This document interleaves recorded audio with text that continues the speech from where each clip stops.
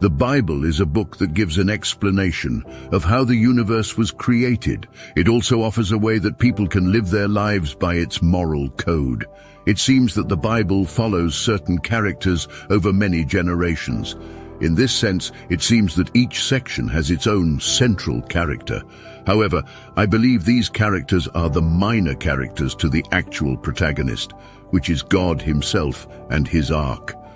I believe the Bible is actually a book about how the creator of the universe transforms himself into a God worthy of worship. The underlying message is about how God grows and develops into something more than a creator and ruler. The Old Testament contains what I would describe as a ruthless, vengeful, and self-centered God. He demands worship from his creation, and after he creates everything and everyone, God exists on the outside of his creation, not a part of it.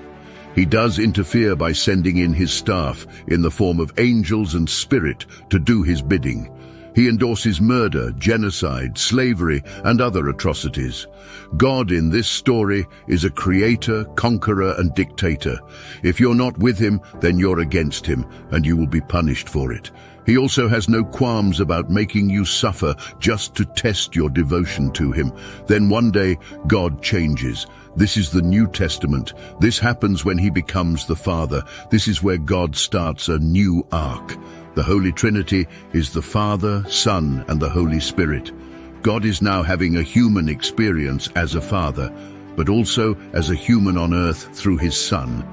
In this part of the story, God learns compassion, forgiveness, tolerance, to turn the other cheek, and most importantly, the ability to sacrifice, which he does through sacrificing himself through his Son, by pain and death via crucifixion. This is very different from the original God, who promoted conquest and was dictatorial. He would never have sacrificed himself. He would prefer to see the whole world drowned in a global flood. However, this all changes when he becomes a father, becomes human, and has a human experience, and learns what it is to sacrifice.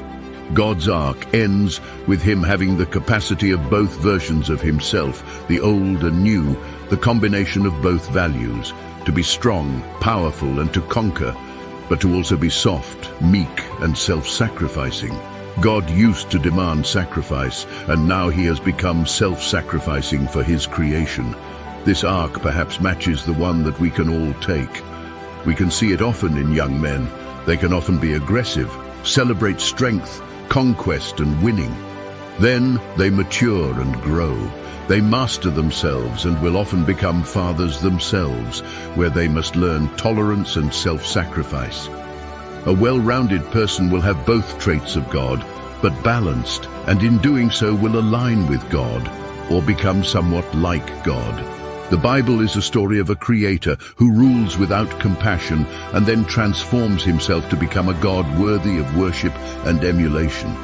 And in doing so, he shows us how to better live our lives. Because if it's good enough for God, it just might be good enough for us.